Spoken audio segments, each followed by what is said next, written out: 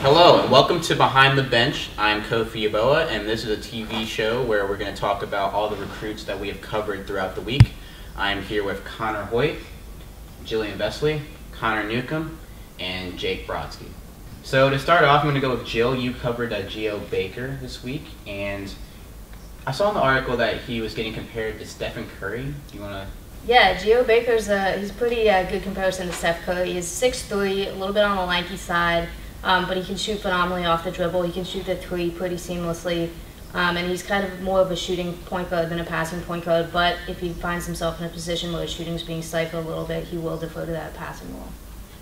And I want to talk to you about his mentor, TJ Thompson. They met in 6th grade. Yeah, they met when Gio was in 6th grade. Gio's from Derry, New Hampshire, and Thompson trains in the off-season. He plays for the Continental Basketball Association in season, but he works in the greater Boston area and the DC area in the off-season, training players like Gio. Together they work a lot on his shooting and getting shots up quickly and shots off the dribble.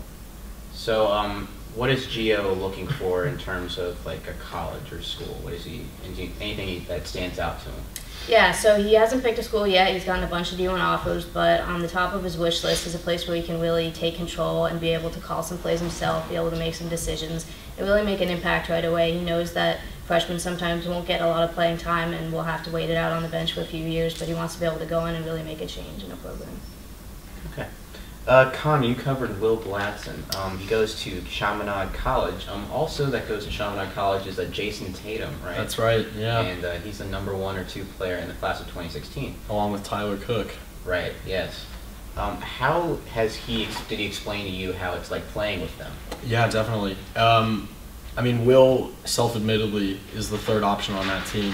And most players, especially at a younger age, might be uncomfortable with that, but I think having been the third option in high school, I think he's ready to make the transition to college. I mean, right off the bat, freshmen don't usually see the court all that often in college, and I think Will should be able to make a very nice adjustment to the college game in that aspect. And in the article, it says that he takes pride in his versatility, right? Mm-hmm. And he's 6'7", but he takes his style after Tim Duncan, you said? Yeah, Tim Duncan. I mean, he's definitely a versatile player, like you said. He's a stretch 4. But he likes to model his post game after Duncan. I think we're seeing a lot of kind of hybrid guys, if you will, in basketball. The stretch 4s definitely become much more popular, and I think Gladson's just kind of adjusting to the signs of the times. And does he have what's his list looking like?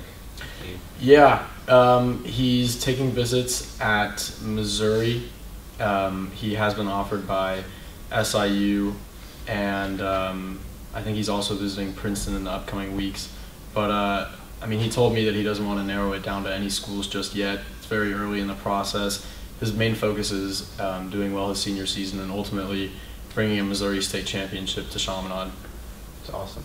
Now I'm going to go over to Connor, who talked to Markel Johnson this week. Now, Markel Johnson, after you wrote the article, has been getting offers from Florida and Virginia Tech.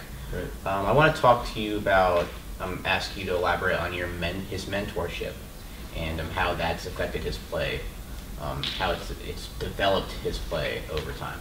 Yeah, so he had a couple mentors. The first one he talked about to me was Mike Blackwell. He just kind of grew up down the street from Markel, and that was who he first picked up the game from. But the really big one was Mike Melton, who was a Division II junior college national champion when he played in college. I think he won in 2004. He played high school in Marcellus County, and he said one day they kind of knew each other, and one day he just said, "Hey, come to the gym with me," and he started working on him with his jump shot, working on his dribble, pretty much everything about his game, and he accredits him to how he's gotten to this point. And he's getting more prestigious offers now. Do you have an idea of what he's looking for in his school? I know he definitely wants to go somewhere where he can play right off the bat. He wants to play as a freshman. The way he talked about it seemed like his number 1 thing that he wanted was to play as a freshman. Obviously, schools like Florida, Virginia Tech, VCU, Arizona State, places like that, it'll be tougher for him to play as a freshman, but there's also smaller schools that have offered him, so it really depends on maybe his playing time, but I'm sure he'll go somewhere where he can win too. Okay. And now I'm going to go to Jake, who interviewed Aaron Thompson. Now, Thompson didn't know that he wanted to play basketball in college until a little later than most people, right? It wasn't so much that he didn't know that he wanted to play basketball in college. He told me even after dunking at the age of 13, he didn't know that he was good enough to play basketball in college. What he said was it didn't really set in for him until his freshman year of high school, when everyone started talking to him about how he could go get an education for free and do that he really realized how talented he was. And he's playing in the powerhouse WCAC conference. Do you want to talk about how he's been adjusting in that kind of conference? Well, he started as a sophomore point guard in that conference, and last year alone he went up against a player like Markelle Fultz, who was an incredible talent, top 5 player in the class of 2016, I believe, committed to Washington over the summer.